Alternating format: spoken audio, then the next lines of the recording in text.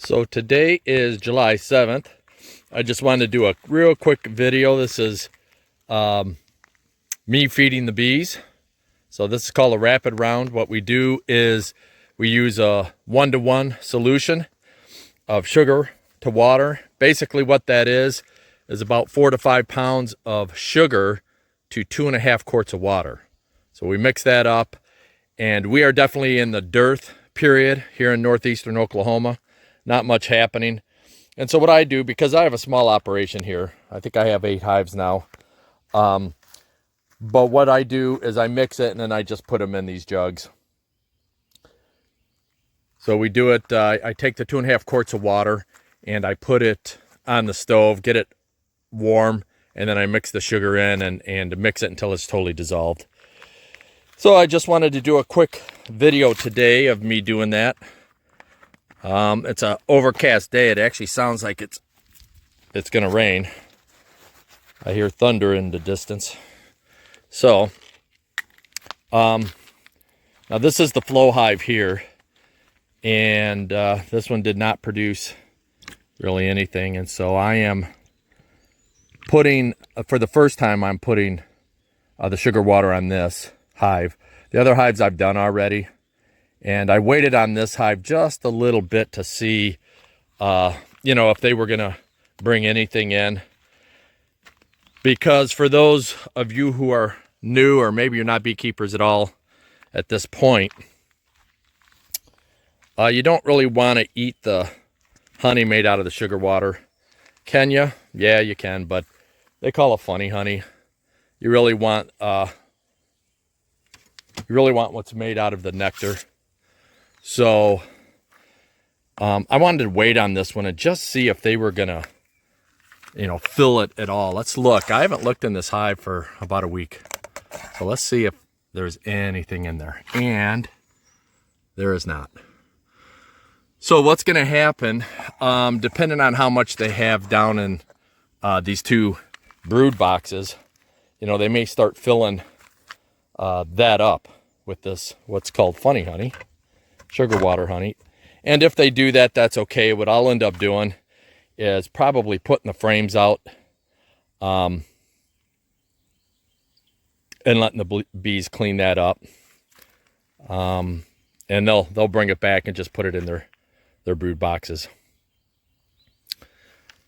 So yeah, that's kind of what's going on. You can see I don't have a shim. If you look, when you do this, you have to put a shim around the edges so that you can put the roof back on. And so this one, I forgot to bring the shim out. You'll see, let me open this one here and you'll see what I'm talking about. And we'll see, sometimes these bees, they're not supposed to be able to get, let me open this thing up and I'll show you.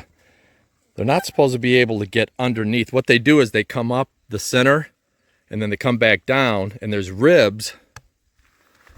There's ribs on this here, on the inside. So they kind of have something to catch when they're going down. Then they eat it from the bottom. When they get totally to the bottom and nothing's, no liquids in there, they're made so they can't get under, so that when you go to feed them again, you don't have bees, in the bottom. However, the bees are pretty industrious little insect, and they find sometimes, I don't know if they push it up, but sometimes you get into them and there are bees there. So when you go to feed them, when you take the lid off and you go to feed them, you have to deal with the bees. So let's see what happens here. Okay, and so what I was telling you about this shim here, you just put a shim on the top. That gives you room then to put this in here. All right, so as you can see here, we do have a few bees in there. And so you can see they're actually climbing right underneath it. They're really designed so that doesn't happen. But let's go ahead and, they seem fairly calm. I have my shorts on today, and I usually don't do that. I usually cover up. And I think we'll be okay today. So let's go ahead and we'll start adding the sugar water in there. And you can see now they're kind of flying away. This is good. Sometimes that's the bottom is full of bees. So they get the hint, and see, you can see that bee right there. He's actually eating right now. Where'd he go? There he is. That bee right there is actually eating while I'm filling it.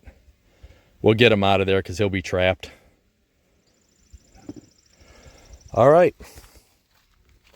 So that's really just basically it. I've got these 3 hives left to do. And let's see how much sugar water I've got. I think I only have one more. It's up by the 4-wheeler. One more. I might just be a little shy. And if I am, I'll go make some more up. Yeah, so that's all I got for you today. Just doing a little feeding. I think they probably, again, it's been about a week since I came out here. But I'll bet let's get that little bee off of there.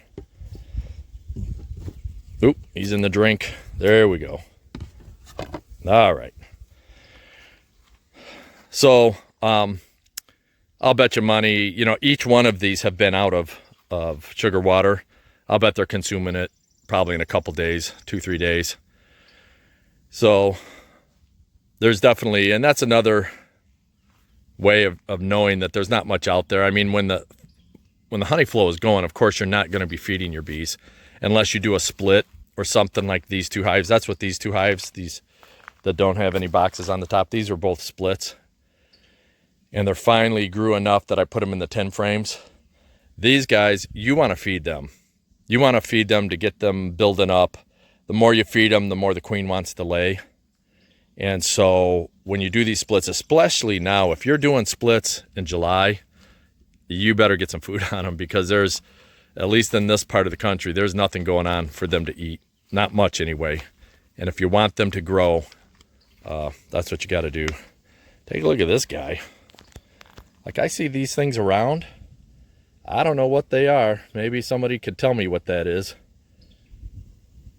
Kind of creepy looking. But I wonder if, they don't try to eat these bees. I don't know. When they're that scary looking, I hate to tell you, but they're probably not going to survive.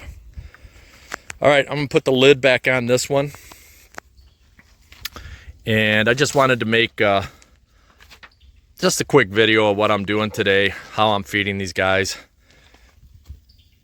In the winter, if you have to feed them, you do a 2-to-1. It's a thicker syrup because it takes them longer to dry the stuff out, and cap it. When it's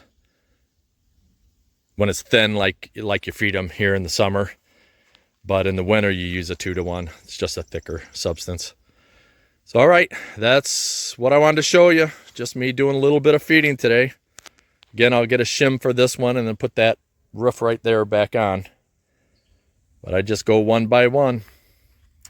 So off to the next. I kind of have a little system I do too. I've seen other guys do this, so I don't want to say it's my idea. However, it does work. So this brick on here, what I do is if my hive is doing well and I've kept up on it, for example, feeding, then I put the brick crossways. If the hive needs something, just for my memory, look at this one here. You see how this one, okay, so this one's perpendicular with the lid, and this one is kind of parallel with the lid. So that's a quick way of, I know, there's something going on. I have to do something with that hive, and my memory's not that bad. I can remember, but that just does let me know. Like, this hive doesn't have a feeder on it at all. I waited on this hive like I did the flow hive because this hive was so big. And this is the hive I got from Bill. And it was a large hive. And, more bees can bring in more stuff. So more nectar and pollen. So I wanted to wait to feed these because they had plenty of honey and pollen in the bottom too. But I'm going to go ahead and get on top of feeding them, since I know nothing is coming in now, basically. All right, that's all I got for you guys. Thanks for watching. If you like what you see, subscribe, hit the bell, give me the thumbs up. But that's all I got. Thanks again, guys. Bye-bye.